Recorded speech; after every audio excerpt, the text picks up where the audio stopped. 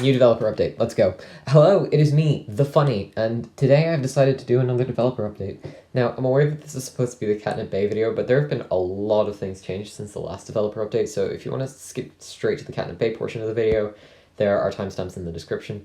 Although, fair warning, the Catnip Bay part will contain some spoilers for some side content, so if you'd like to experience certain parts of the game yourself, I'd recommend that you just don't watch that part and just watch the changes part.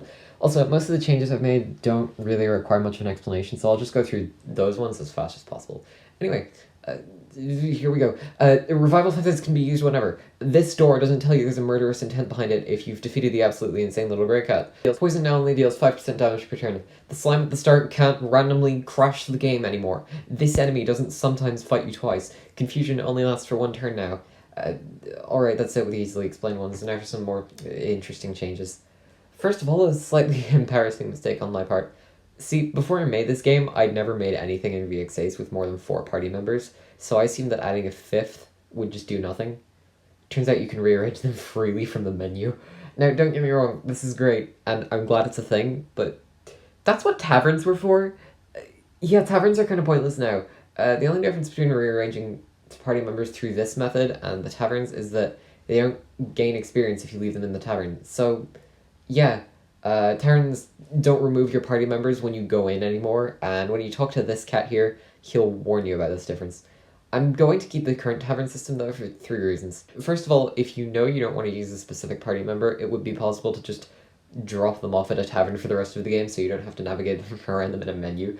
Secondly, since characters in the tavern are arranged in order of where in the game you get them, any noticeable gaps in like the seats or the stools or whatever would clue the player into the fact that they missed an optional party member and they could either ignore it or go back and try to get them somehow. And lastly, I really just can't be bothered to change how the system works. And secondly, now that there are at least 5 perky little grey cats the player can get, at least there will be when I release the update, I'll add a system where every 5 cats you deposit, you'll receive a special reward.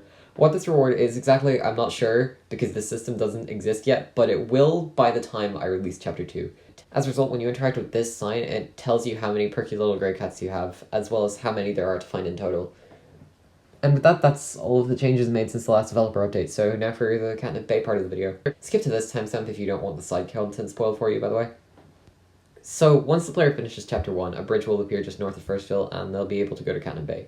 Now, technically, you can play through the entire game without visiting this place, but it's still worth doing so for a couple of reasons. There's no magic shop or tavern, but all of the shops have the same items as the shops in Meowbians, so it's better than what Firstville has. There's also a funny side quest. See, recently the village has been getting attacked by pirates, and when you talk to this cat here, you're given the option to go and stop them. To do this, you have to fight the underwater cat, who is, well, underwater.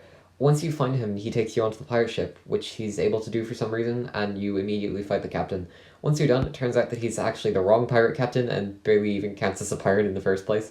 And with that, the side quest ends, and a few things are changed. First of all, the cat you spoke to at the start is here now, and gets annoyed at you for fixing literally nothing whatsoever. There are still pirates attacking them. Secondly, the pirate cat from before is here now, and if you talk to him, you can get him as a playable character. In battle, his playstyle primarily emphasizes physical attacks, and he starts with the skills Cutlass Fury, Rust Dagger, and Critical Charge. Cutlass Fury has a skill scroll that you get when you defeat him, and is just a really powerful physical attack, so it's nothing special, but the other two are a little more interesting. Critical Charge increases the party's chance of a critical hit by 20%, and while it can be attained through skill scrolls later on in the game, there aren't any Critical Charge scrolls in Chapter 2, so it's still good to have it on the Pirate Cat.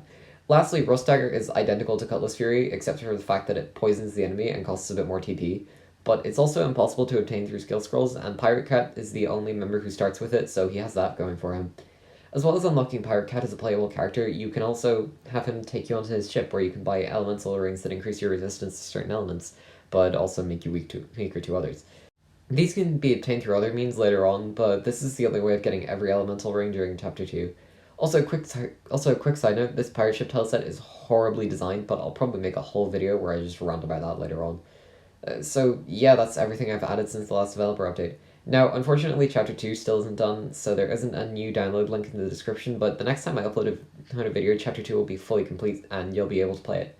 Anyway, that's all for now, so goodbye.